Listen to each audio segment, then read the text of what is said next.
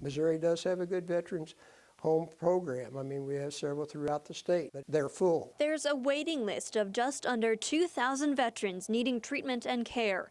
And in north central Missouri, even if there was an open bed, it's a long ways away. The closest veterans home to the west is at Cameron, Missouri, which is almost on the Kansas border. And if you go from Cameron on Highway 36 all the way to Illinois, there's nothing that is a veterans home that's available. And the closest ones to the south of us, the two that are closest is Warrensburg, Missouri, and Mexico, Missouri.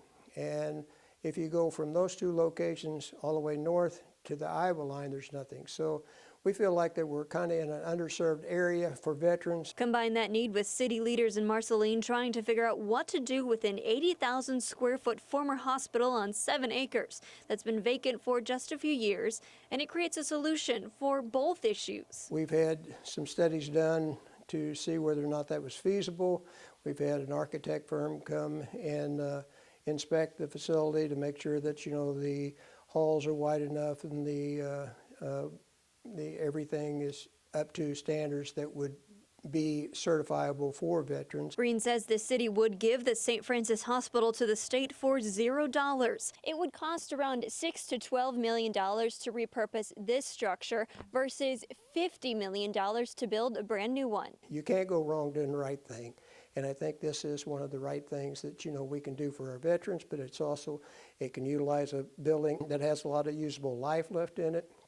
And that it also would be good for the economic climate in the region. And although it has lots of local support, we had over 18,000 letters that were sent from our area. It's having an issue gaining traction in Jefferson City. House Joint Resolution number 54 was approved in the House, but not the Senate. Kind of frustrating that it wasn't on the November 8th ballot this year.